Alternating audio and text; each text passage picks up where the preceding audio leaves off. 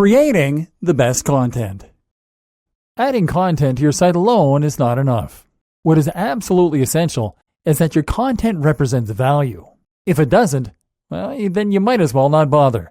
So how do you ensure that the content on your site is top quality and that it is good enough to make sure visitors want to keep returning and that they will consider buying from you? How to write good.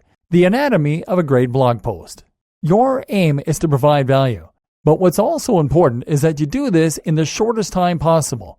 This way, your blog post is of even higher value. Why? Because for a free piece of writing, the only cost to the visitor is time. The amount of time they spend reading your post is time out of their day, and time they could have spent doing something else.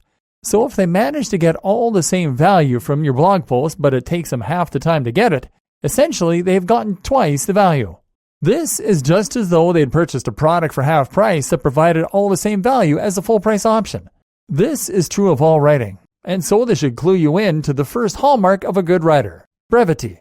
Or rather, not brevity, so much as efficiency. A good writer will communicate what they need to say as quickly as possible, with no need for fancy wording or roundabout sentences. If you want to make a sentence better, often the best way to do this is to read through it and to remove the superfluous words. And this is especially true when it comes to the web in general, and digital marketing specifically. In other words, you need to be able to convey your meaning in as few words as possible, because people are in a constant rush online, and have been taught to have short attention spans. Online, we're used to getting the information we want immediately, and not having to wait around. Things are constantly flashing at us, and we rarely spend more than a few moments on a website. Efficiency, then, is key. Does that mean that you should be typing in text speak, or just keeping everything as brief as possible? Does that mean that there is no benefit to a good vocabulary? Far from it, because a good vocabulary actually allows you to say more with less. Meanwhile, phrasing your sentences in particular ways, sometimes less direct ways, will sometimes allow you to convey a less obvious meaning. For example, choosing one phrase over another might mean that your reader spends a little longer. But if it better describes a scene or better conveys the tone you want your message to carry, then those words were not wasted. The objective here is not to make your writing as short as possible, but to say as much as possible in the most efficient and entertaining manner. Telling stories. Writing your content in a manner that is efficient is one strategy that is going to help keep your readers on your page and keep them reading.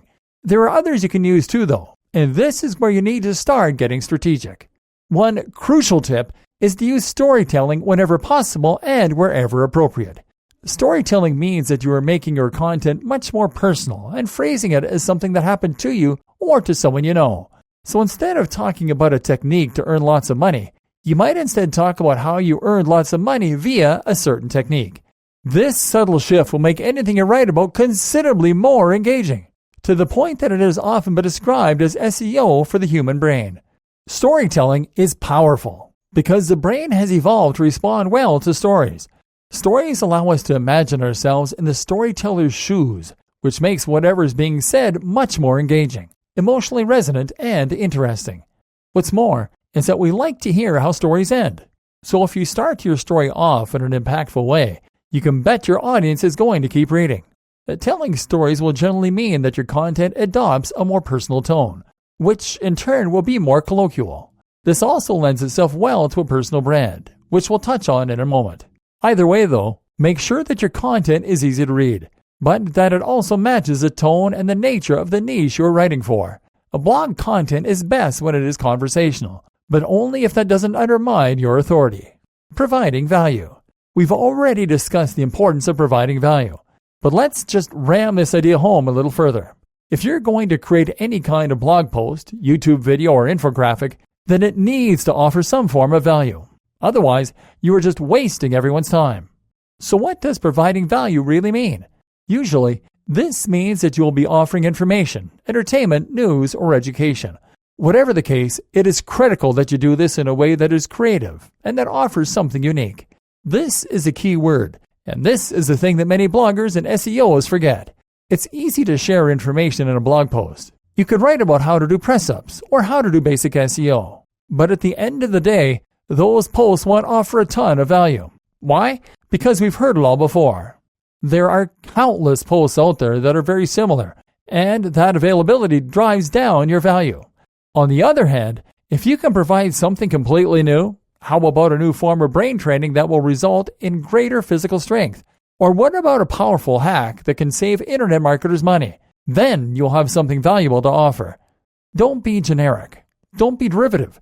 Offer something completely new, and that way you will be able to get people excited to read your blog posts or watch your YouTube videos. Why infographics are fantastic for internet marketers. If you are looking for a fresh type of content to use on your website or to use for guest posts, then using infographics is a great choice.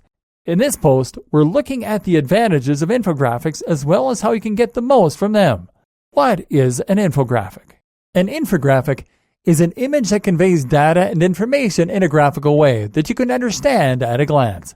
One thing to keep in mind when creating content for the web is that a lot of people are in a rush when they're online and don't have time to sift through dense paragraphs of information. An infographic is the perfect antidote to this reality then, as it lets people very quickly get the gist of what you're trying to convey at a glance. Infographics are more attractive than simple charts or graphs though, and will normally be a combination of various data visualizations alongside large typographic quotes, statistics, and other data. When combined in this way, these can be very appealing and really draw the viewer in while presenting the data concisely and effectively. These also make ideal guest posts because they're unique and not easy to create. When done well, they look professional and elevate the site they're on, which makes them a great bargaining chip. How to create an infographic. The good news is that there are plenty of tools online that make it very simple and easy to create an infographic, and a lot of them are free. Alternatively, you can simply use some image editing software like Illustrator or even MS Paint if you tidy it up with some effects in Photoshop afterwards. Consider this next time you're looking for something new to add to your blog or site. Why your brand is crucial for your content. Good content alone is not enough to build trust and authority, however, and this is very important to understand. For content marketing to work, it is crucial that you have a great website and a good brand. This brand should be represented by a strong logo, and it should be driven by a strong mission statement. Your brand should perfectly identify the type of person who should be reading your site, the type of person who will appreciate your content, and it should qualify itself by implicitly stating who shouldn't visit your site. In other words, don't try to appeal to everyone, but instead make a focused effort to build something that will appeal to a certain type of reader. This allows you to offer better value, and it means that for the right person, your site is going to be a highly exciting proposition. You want to create a blog that has its own ethos and principles, as this is what will help to create consistency between your posts so that people know what your site represents, and so that they feel they can get behind your message. Say you have a health blog. You can be all about the alternative natural medicine, or you can be all about the scientifically proven medicine. It's up to you which way you go with, but make sure the audience know what you're about, and make sure you're consistent. This is what a brand is all about, and it is what will allow you to build the trust of a certain type of reader. You can't please everyone, so don't try. Consider creating a personal brand if you're willing to put yourself out there. If you put your name and photo on your site, then people will feel a little closer to you, and they'll feel like they know you. That in turn creates a lot more trust. It means they'll feel they're buying from an actual individual rather than a nameless company. The only downside, you now have to live the lifestyle you're promoting.